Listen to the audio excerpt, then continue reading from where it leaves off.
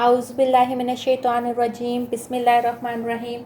Assalamu alaikum students. Hope you all are fine. In previous lecture we learn about the momentum. हमने देखा था कि momentum जो है वो कैसे प्रोड्यूस होता है और गन का मोमेंटम और हमने law of conservation of momentum कहा था कि एंड में जो है वो सेम ही होता है, क्योंकि अगर आप बुलेट फायर करते हैं गन से तो जो मोमेंटम गन का होगा, क्योंकि गन की जो है वो मास ज़्यादा होता है, लेकिन जो उसका रिकॉयल होता है जिसकी वजह से वो बाउंस बैक होता है उसकी वेलोसिटी बहुत कम होती है। और अगर आप बुलेट को देखें तो बुलेट की वेलोसिटी बहुत ज़्यादा होती है लेकिन मास कम होता है, तो ओवरऑल जो है वो दोनों बराबर होते हैं। इससे रिलेटेड एक एग्जाम्पल है वो हम कर लेते हैं। A bullet of mass 20 gram is fired from a gun with a muzzle velocity 100 metre per second. Find the recoil of the gun if the mass is 5 kg। वो कहता है बुलेट का मास 20 ग्राम है और एक गन से फायर हुआ है और उसकी वेलोसिटी जो है यानी बुलेट की वो 100 मीटर पर सेकेंड है। Find the recoil of the gun, यानी गन जिस वेलोसिटी से या रिकॉयल हुई है बैक में, यानी जो उसको झटका लगा है आपने वो फाइंड आउट करना है, और जो गन का मास जो है वो 5 kg है। तो सबसे पहले हमें पता है कि जो इंटरनेशनल यूनिट है मास का वो केजी है, ग्राम नहीं है। हमेशा न्यूमेरिकल्स में हम केजी यूज़ करते हैं, तो अगर आपका इस ग्राम में मास दिया होता है तो सबसे पहले हमने उसको केजी में कन्वर्ट करना होता है। तो यहाँ देखें आपको मास जो है वो ग्राम में दिया हुआ है गन का, वो बुलेट का, क्योंकि बुलेट का मास बहुत कम होता है और आपको पता है केजी बड़ा यूनिट है, गन और जो ग्राम है वो छोटा यूनिट है। लेकिन सबसे पहले हम इसको केजी में करेंगे। ग्राम से केजी में करने के लिए, छोटे से बड़े में करने के लिए हमेशा डिवाइड करते हैं। तो इसको हमने 1000 से डिवाइड किया तो आपके पास आंसर आ गया 0.02 kg। वेलोसिटी बुलेट की 100 metre per second, capital M show कर रहा है, मास ऑफ ए गन वो है 5 kg और वेलोसिटी यानी जिससे वो रिकॉइल हुआ वो हमने फाइंड आउट करनी है। यहाँ हमने फॉर्मूला जो है वो हमने जब law of conservation of momentum किया था तो उसका फॉर्मूला किया था capital V is equal to small m over capital M into V, और साथ माइनस का निशान। क्योंकि माइनस का निशान इसलिए क्योंकि कैपिटल V यानी जो गन है वो ऑपोजिट साइड पे क्योंकि मूव करती है बुलेट के, इसलिए हम इसके साथ नेगेटिव लिखते हैं। ये हमने प्रीवियस लेक्चर में सारा किया था।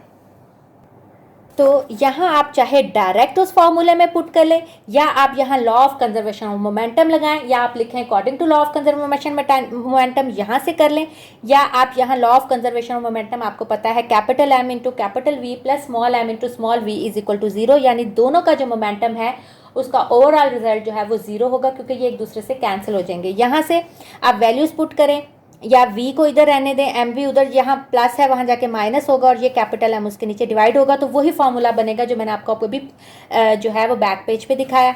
आप चाहे यहाँ से कर लें या डायरेक्ट उसमें कर लें। यहाँ वैल्यूज़ पुट करेंगे तो आंसर आ जाएगा -0.4 मीटर पर सेकेंड। माइनस का यहाँ लिखा भी हुआ है कि the negative sign indicates that the gun that is moves in the backward direction opposite motion of the bullet with a velocity of 0.4 metre per second. Negative sign किसको indicate कर रहा है कि जो आपकी गन है वो बैकवर्ड डायरेक्शन में रिकॉइल की है, यानी जो झटका लगा वो बैकवर्ड डायरेक्शन में है और जो बुलेट है वो फॉरवर्ड डायरेक्शन में यानी आगे को गई है, इसलिए ये नेगेटिव साइन आया है।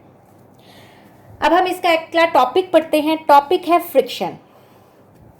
आपने नोटिस किया होगा कि कोई भी चीज़ जो चल रही होती है, मूविंग में होता है, एक वक्त आता है वो स्टॉप कर जाती है। जैसे कि अगर आप बॉल को थ्रो करते हैं फर्श पे तो वो थोड़ी देर बाद स्टॉप कर जाती है। अगर तो फर्श स्मूथ है तो थोड़ी ज़्यादा देर बाद स्टॉप कर जाएगी। अगर बहुत ही बम्पी फर्श है यानी आप जो है वो किसी ईंटों वाली जगह पे हैं तो वो ज़्यादा जल्दी स्टॉप कर जाएगी। ये किसकी वजह से होता है? ये फोर्स ऑफ फ्रिक्शन की वजह से होता है, यानी जो बॉडी मूव कर रही है और जिस सरफेस के ऊपर मूव कर रही है उनके दरमियान जो फ्रिक्शन है वो उसको थोड़ी देर बाद उसकी एनर्जी को कम कर करके, यानी जिस फोर्स से आपने उसको थ्रो किया था उस फोर्स को, उसकी एनर्जी को कम कर करके उसको एक वक्त आता है उसको स्टॉप कर देती है। तो हम पढ़ते हैं फ्रिक्शन क्या होती है। Have you ever notice why a moving ball is stop, why a bicycle stop when the cyclist stop pedal? Naturally, there must be some force that is moving object, since a force not only moves an object but also stops the moving object. एक force होती है जिसकी वजह से आप उसको move कराते हैं, लेकिन एट द सेम टाइम एक फोर्स ऐसी भी आ रही होती है जिसकी वजह से वो स्टॉप कर जाती है। वो फोर्स किनके दरमियान होती है? मूविंग बॉडी और जिस बॉडी के ऊपर वो मूव कर रहा है उसमें। ठीक है, उनके दरमियान जो है वो फोर्स जो है उसको हम क्या कहते हैं, फोर्स ऑफ फ्रिक्शन। अब इसकी डेफिनेशन दी हुई है, the force that opposes the motion of an object is called friction. ऐसी फोर्स जो किसी भी बॉडी की मोशन को अपोज करती है, रोकती है, उसको हम क्या कहते हैं, फोर्स ऑफ फ्रिक्शन। तो आपने इसकी यहाँ से डेफिनेशन करनी है, ठीक है, ये ऊपर का नहीं करना, ये सिर्फ आपकी समझाने के लिए। आगे पढ़ते हैं। Friction is a force that's come into action as soon as a body is pushed or pulled over a surface. In a case of solid, the force of friction between two bodies depends upon many factors such as nature of the surface in contact and the pressing force between them. Friction force कब apply होती है? Friction उसी time ही apply होना शुरू हो जाती है जैसे ही आप किसी बॉडी को रोल करते हैं दूसरी बॉडी के ऊपर। यानी अगर मैं एक बॉल थ्रो कर रही हूँ फर्श के ऊपर, तो जैसे ही मैंने पुलिंग फोर्स लगाई है, एट द सेम टाइम जो फर्श की फोर्स ऑफ फ्रिक्शन है वो उस पर अप्लाई होना शुरू हो जाएगी। और ये नेचर ऑफ फोर्स पे, आपकी स्पीड यानी जिस फोर्स से आपने उसको फेंका है उन सब पे डिपेंड करती है। तो इसलिए यहाँ लिखा हुआ है कि ये आपके पास डिपेंड करती है मैनी फैक्टर्स पे, कि नेचर के सरफेस की क्या है जो कांटेक्ट कर रही है, और जो प्रेसिंग फोर्स जो है जो आप लगा रहे हैं उस पे। यानी अभी मैंने बताया कि अगर आप किसी स्मूथ सरफेस पे उसको थ्रो करते हैं तो वो डिफरेंट होगा, और अगर आप उसको किसी बम्पी रफ सरफेस पे थ्रो करेंगे तो वो डिफरेंट रिएक्शन करेगा। इसी तरह अगर आप अपनी पाम को, जैसे मैं यहाँ अपनी पाम को, अपनी हथेली को किसी सरफेस पे फेरती हूँ, ठीक है, rub your palm over different surfaces such as table, carpet, polished marble surface, brick, we will find smoother is the surface, easier it is to move your palm over the surface. Moreover, harder press your palm over the surface, more difficult is to be, would be to move. वो कहता है कि अगर आप अपने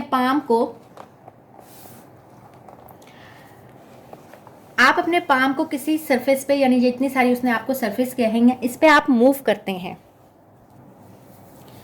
आप इन मुख्तलिफ surface पे इसको मूव करते हैं, तो वो कहता है कि अगर स्मूथर होती है तो आपकी इजीली पाम मूव हो जाती है, और अगर जैसे कि कारपेट है वो रफ सरफेस है तो उस पर उतना ही हार्डली आपको ज़्यादा ज़ोर से उसको प्रेस करना पड़ेगा ताकि वो आपका पाम जो है वो उस पर मूव करे, ठीक है। वाई फ्रिक्शन अपोजिस मोशन, हमारी जो फ्रिक्शन फोर्स है ये मोशन को रोकती क्यों है? आपको पता है कि कोई भी सरफेस जो है वो परफेक्टली स्मूथ नहीं होती। अगर मैं आपको ये पेज की सरफेस आपको यहाँ फिलहाल देखने में स्मूथ लग रही है, लेकिन अगर आप इसका माइक्रोस्कोपिक व्यू लेंगे तो इसमें बहुत सारे पोर्स होंगे। इसी तरह अगर आपकी कोई पॉलिश सरफेस भी है, अगर आप उसका माइक्रोस्कोपिक व्यू लेंगे तो उसके दरमियान गैप्स नजर आएंगे। उन गैप्स की वजह से क्या होता है कि जब कोई दूसरी बॉडी उस पर मूव करती है तो वो गैप्स जो है वो उसकी मोशन को क्या करते हैं, अपोज करते हैं। No surface is perfectly smooth. A surface that appears smooth has pits and bumps that can be seen under a microscope. तो उसके ऊपर pits and bumps होते हैं, यानी गैप्स होते हैं, उभार और उतराव होता है, जो कि हमें नेकेड आई से तो नज़र नहीं आता, लेकिन ये माइक्रोस्कोपिक व्यू से नज़र आता है। जैसे कि अगर आप यहाँ देखें, आपको एक ब्लॉक नज़र आ रहा है, उसके ऊपर एक दूसरा ब्लॉक नज़र आ रहा है। A magnified view of smooth surface in contact show the gaps. अगर अब आप इसको देखें तो इन गैप के दरमियान यहाँ ये देखें, ये गैप्स नजर आ रहे हैं, ठीक है। Contacts between them, the contact point between the two surfaces form a sort of cold wells. जब ये दो पॉइंट्स एक दूसरे से कांटेक्ट में आते हैं तो ये कोल्ड वेल्स बनाते हैं, यानी कोल्ड वेल्स वो गैप्स होते हैं।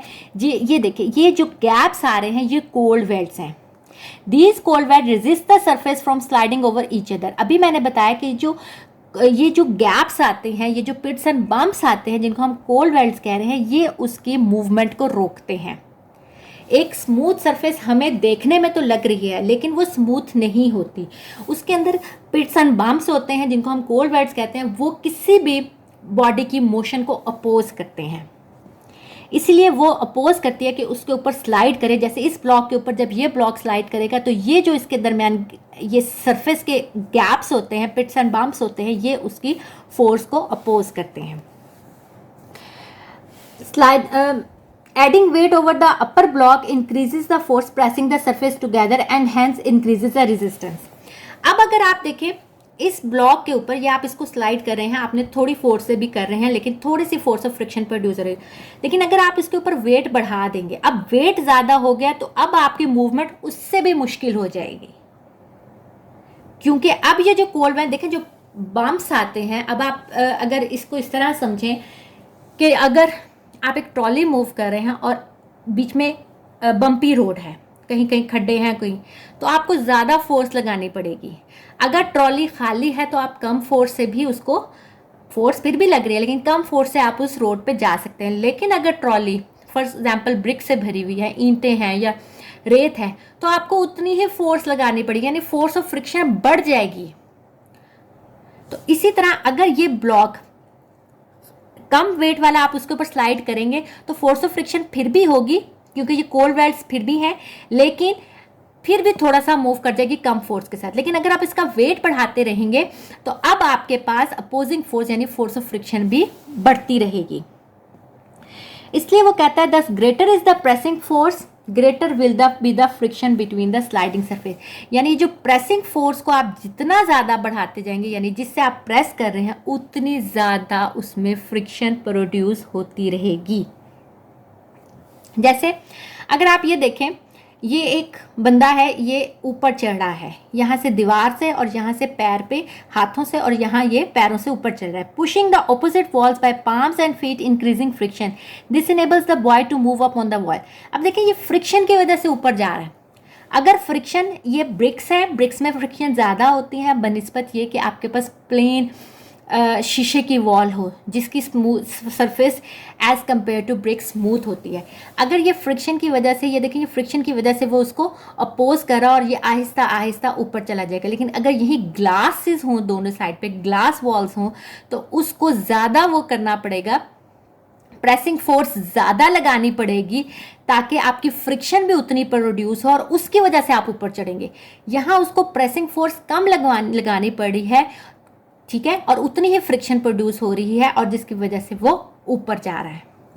तो यही उसने कहा है, greater is the pressing force greater will be the friction between the sliding force. जितना आपकी प्रेसिंग फोर्स ज़्यादा होगी, यहाँ क्योंकि स्मूथ सरफेस नहीं है तो आपकी प्रेसिंग फोर्स कम है लेकिन उसमें फ्रिक्शन प्रोड्यूस हो रहा है, आप ऊपर जा रहे हैं। लेकिन अगर यही ग्लास वॉल्स होगी तो आपकी प्रेसिंग फोर्स बहुत ज़्यादा होगी तो ही उसमें फ्रिक्शन प्रोड्यूस होगी उतनी ज़्यादा, और फिर ही आप ऊपर चढ़ सकेंगे। अब इसका मैथमेटिकल हम क्या कहेंगे कि फ्रिक्शन इज इक्वल टू, अब फ्रिक्शन किसके इक्वल होती है कि आपने जो अप्लाइड फोर्स की है जिसकी वजह से वो बॉडी जो है मूव करने की बजाय रेस्ट में आ रही है उसके, ठीक है। Friction is equal to the applied force that tends the body moving body at rest, it increase with the applied force. और ये जो है जितनी ज़्यादा अप्लाइड फोर्स होगी उतनी ज़्यादा फ्रिक्शन ज़्यादा होगी। जैसे कि अब अगर आप गाड़ी चला रहे हैं, आप उसमें ब्रेक लगाते हैं, जितनी आप एकदम ब्रेक दबाएंगे फ्रिक्शन उतनी ज़्यादा होगी और गाड़ी एकदम स्टॉप कर जाएगी। और अगर आप इसको हल्की हल्की, यानी आपकी कोई चीज़ आगे ज़रा दूर है, आप चाह रहे हैं कि शायद वो इतनी देर में हट जाए, आपने थोड़ी थोड़ी ब्रेक अप्लाई की, अब देखें अप्लाइड फोर्स कम है तो फ्रिक्शन भी कम प्रोड्यूस होगी और बॉडी जो है वो स्लो, यानी कार की बॉडी स्लो ज़रूर होगी लेकिन स्टॉप नहीं करेगी। लेकिन अगर आप जो एमरजेंसी ब्रेक लगाते हैं, क्योंकि आपकी अप्लाइड फोर्स बहुत ज़्यादा होती है ब्रेक के ऊपर, आप फुल उसकी अप्लाई कर देते हैं ब्रेक, जिसकी नतीजे में फ्रिक्शन होती है और आपकी गाड़ी एक झटके से रुक जाती है। तो इसलिए वो कहता है कि जितनी ज़्यादा अप्लाइड फोर्स होगी जो आप लगा रहे हैं, that tends to move a body at rest, जिसकी वजह से आप बॉडी को रोकना चाह रहे हैं, मूविंग बॉडी को, उतनी ज़्यादा उसके अंदर क्या होगी, फ्रिक्शन, ठीक है। Friction can be increase to certain maximum value, it does not increase beyond this. The maximum friction FX value of friction is known as the force of limiting friction. Friction की एक value होती है, हर surface की friction की एक value है, वो उससे ज़्यादा एक्सीड नहीं करती। ये सरफेस टू सरफेस या बॉडी टू बॉडी उसकी फ्रिक्शन जो है वो वेरी करती है। ये नहीं कि हर बॉडी की एक ही फ्रिक्शन होगी, लेकिन हर बॉडी की एक सर्टेन लिमिट होगी फ्रिक्शन की, उससे ज़्यादा वो नहीं होती। उस फ्रिक्शन को हम क्या कहते हैं, फोर्स ऑफ लिमिटिंग फ्रिक्शन, और उसको रिप्रेजेंट करते हैं हम कैपिटल एफ और साथ छोटे से एस के। It depends on the normal reaction pressing force, normal reaction को हम प्रेसिंग फोर्स भी कहते हैं, between the two surface in contact. और ये जो force of limiting reaction friction है, ये किस पे डिपेंड करती है? ये उसकी प्रेसिंग फोर्स पे डिपेंड करती है। ठीक है, हर सरफेस की एक लिमिटिंग फ्रिक्शन होती है, और ये फ्रिक्शन जो है वो उसकी प्रेसिंग फोर्स पे भी डिपेंड करती है, उसकी नेचर ऑफ सरफेस पे भी डिपेंड करती है। The ratio between the force of limiting friction Fx and the normal reaction R is constant. This constant is called coefficient of friction. और ये यानी जो आपके पास force of limiting friction और जो इसकी आपके पास प्रेसिंग फोर्स होती है, ये दोनों जो है ये एक कांस्टेंट के बराबर होते हैं, और इस कांस्टेंट को जो है हम क्या कहते हैं? Coefficient of friction. ठीक है,